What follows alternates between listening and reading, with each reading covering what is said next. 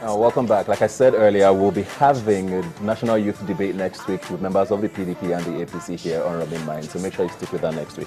And if you were watching earlier, we had a member of the PDP presidential campaign organization here earlier talking about PDP and Mr. President. I have here with me now Ismail Ahmed. He's a member of the presidential campaign organization of the All Progressives Congress. Thanks for being here today. Thank you for having me. Now, there's a lot to talk about. I mean, next week is going to be very interesting. I know you are very involved with the Buhari presidency, and something I want to start off with quickly is his speech at Chatham House, which just happened last week, where he sort of, for a lot of people, finally owned up to the fact that he overthrew a civilian government and did the things he did because he was a military man, not necessarily because he was a dictator.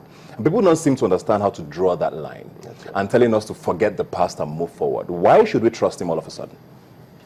Well, I think the issue of trust for Buhari is not all of a sudden. A lot of people have trusted him for a long time. And this is not the first time he's owning up to the fact that he overthrew a government. I mean, that's a notorious fact that no one can deny. What he has basically said, in other words, much more different than what he said at Chatham House last week, was that, look, we are young military officers coming fresh from a civil war about less than a decade ago. And then we saw a country that we have fought, and some of us died for, going adrift by profligacy and corruption and total cluelessness of some politicians who were involved in the Second Republic. And we thought we needed to get in and stop the drift. Now, there might have been some excesses. There might have been some things that we did that were over the board. He took responsibility. As a person who was in charge, he probably didn't do them. But as a person who was in charge, it was under his watch, and he took absolute responsibility. Now that's leadership. He basically said, we're military officers. I wasn't a dictator per se, but like all military regimes are by nature supposed to be dictators. So how does that change? He's still the same person who did all of those things. But it's been 30 years, and he has said it. After the fall of the Berlin Wall and after the crush of the Soviet Union and the end of the Cold War, he realized that, look, change could actually come through the ballot, not through the bullet. And it could be peaceful, not violent. It could be through constitutional democracy. And through the 30 years, he has run for office from 2003 to now 2015, 4 times. And he has gone through the rigors of being a civilian man, and he has become a converted Democrat, and a fine one at that. General Muhammadu Buhari has always been an establishment person in the sense that he has always been a rules guy. He always followed the rules. And then he understood that in a democracy where there's a constitutional democracy, strict adherence to the law and the provisions of the Constitution. Something you touched on that I want to bring up, which I've heard a lot. It's not a very important question for me, but people seem to ask it a lot. Why is he so desperate to be president? I mean, if you run for office 4 times... That's the wrong word. That's what people say. No, why does he really want to go back? No, desperation is the wrong word. He has said it again. Once again, he has answered that question. He said, what has changed since the time he started running for office?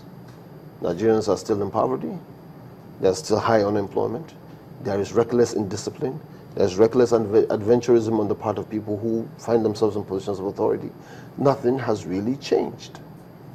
So, if nothing has really changed in the system, then there's nothing that will change in him to start to attempt to vie for that office. Again, to begin to correct some of these things that have not changed over the course of the last 20 years. Something that has changed about him was the fact that in 2011, he was very eager to be a part of presidential debates, which he appeared in 2011. And this time, he seems so, not even seems, he said categorically that he's not going to be a part of any debates because he thinks people who organize them are not credible. Mr. President even said, okay, you and your party organize one and invite me and I'm going to come. And Nigerians have demanded continuously that a presidential debate should hold. Why is he running away from it? Why is he scared of a debate? No. That's the wrong word. First of all, he's not scared of a debate. He has never been scared of a debate. Then why is he not in 2011? Why does he want to be part of one? I remember in 2011 a debate was organized which the president didn't turn up. They turned up. Himself, he's now Minister of Education, and he's the President's Minister of Education, Ibrahim Shekara, who was then the presidential aspirant of ANPP. And then Madam Nuhu Ribadu, who is now the gubernatorial candidate of Adamawa State. They all turned up for that debate. The President conspicuously was absent. But Mr. President was at that debate. Alone.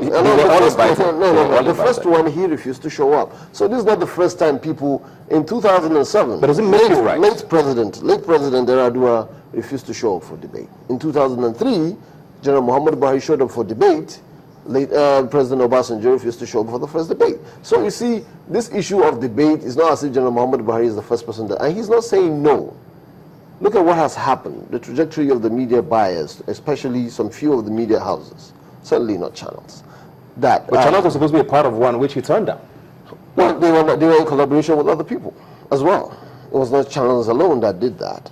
So I'm sure the debate is ongoing. The debate doesn't have to be a spar of debate between. It doesn't have to be a confrontational debate. Nigerians have asked that they want to see both presidents on a platform debating. It doesn't have to be a confrontational debate. The truth is that we've not had an election like this in a long time where we have two major parties with candidates who seem to excite a lot of people, and a lot of people are on the fence, and they want to see these people spar together, and he's blatantly said he's not going to do it. No, I think the message has been passed across over and over and over again. We're doing it in town hall meetings. He's subjecting himself to so many questions by Nigerians. He's not scared of Mr. President, is he? Absolutely not. Because it looks like he is. No, absolutely not. It looks to you, maybe. But certainly not to Nigerians. He's certainly not scared of Mr. President. Certainly not. Let's talk about the man now, Buhari, and I mean, there was all of the certificate debates and all of that that's in the past now. We've heard him in a lot of interviews. He's done a lot of press interviews, both in Nigeria and internationally, which some have scored him good, some haven't. But I want to find out, people haven't heard a lot of the how of how he's going to do a lot of these things, especially with security and the economy, which are some of the things he's based a lot of his things on, you know, talking about how he's going to secure the Northeast. And people are saying the Niger Delta might also get volatile if he wins. How is he going to secure Nigeria if he wins? I think people are just been saying that they have not heard the how, have not been listening really closely. I think he has said how on almost every juncture that has found himself.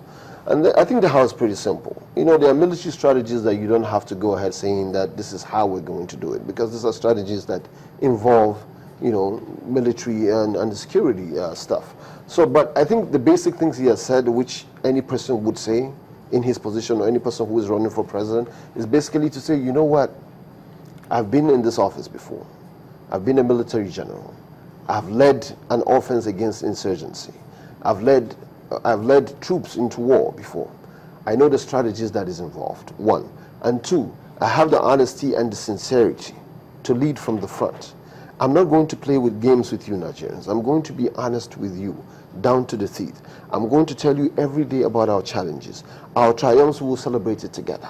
I'm not going to blame some other person, the opposition, or some unknown figures, or some unknown people about the problems I am supposed to be tackling as a leader.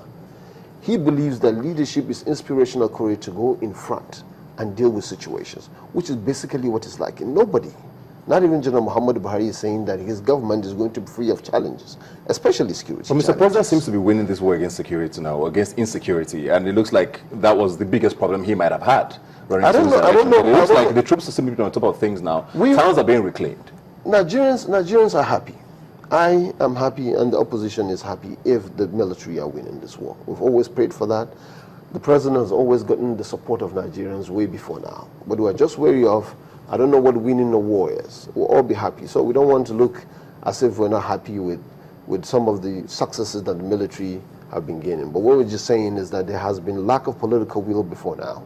And this all of a sudden, this sense of urgency to get this thing done after the extension of the polls. But whatever it is, whatever it is worth. Do you think what has affected his momentum, though? Because a lot of people said that at the time the elections were held, Mr. General Buhari was probably in the front runner. Was the front runner? I think we're more popular now than we were 2 weeks ago. With how Mr. President seems to be winning this war now, do you think it's affected him? No, absolutely no. I think we are more popular now. I think General Muhammad Buhari is more popular now, and people have seen him for what he actually is and what he can actually do right now than he even was 2 weeks ago. Speaking of what he is now, he's one of his biggest selling points, if not his biggest, is his integrity, in quotes, and how he's supposed to be this guy who's going to clean Nigeria of corruption and all of that. And people have pointed fingers at people around him, without mentioning names. A lot of people around him have been said to be, at least allegedly, corrupt people who have made money off of government and all other ways that a lot of people can't necessarily pinpoint. Allegedly. Doesn't that affect the person that he is, especially people who came from the party he seems to be attacking now? There's a number of PDP members who are in his party now who are strongly backing him and allegedly funding his campaign. Now, first of all, no single person is funding Buhari's campaign. No one. I know that for a fact because I know most of the funds that are coming to Buhari's campaign are coming from ordinary Nigerians, to the sale of recharge cards, and people are sending money and contributions on a daily basis. Billions of naira? A lot of money. A lot of money. Never underestimate the power of a lot of people pulling their resources together. It's crowdfunding. I know it is happening in the campaign. Now, that's one. And two, this alleged corruption around people, about people around him, this is still alleged. It's allegations. Nobody has substantiated. Some of them have been taken to court, some of them have been taken to tribunals, and they have been cleaned. So I don't know what all this talk about corruption is all about. And the man stands who he is, you know, uncorruptible. How do you think he's going to fare on 28th? I think it's going to be a landslide for him. I think he's going to win this election with a couple of touchdowns. And he's going to have the mandate of Nigerians. You are not arrogant at all. Absolutely not. Absolutely not. Absolutely. I think Nigerians are fed up with the way the country is going. But people are also saying people are fed up with bringing back people from the past. I mean, no. Why should that be a selling point? No, believe me, a lot of Nigerians used to say, when I was a kid, it wasn't like this. It used to be a lot better than that. So if that's the kind of past that Nigerians want to bring back, I think they're ready for it. Much more that it's a lot better than this so-called present that we have right now. Okay. Thank you very much, Ismail. Like I said, we're going to be having you here next week to have this interesting debate. Hopefully you come here with your armor and with your team. Your vocal armor, don't come with anything. Don't come with anything. Thanks for being here today. Always a pleasure to have you here. Thank you, sir. We'll be right back with more right here on Rubbin Minds. Please stay with us.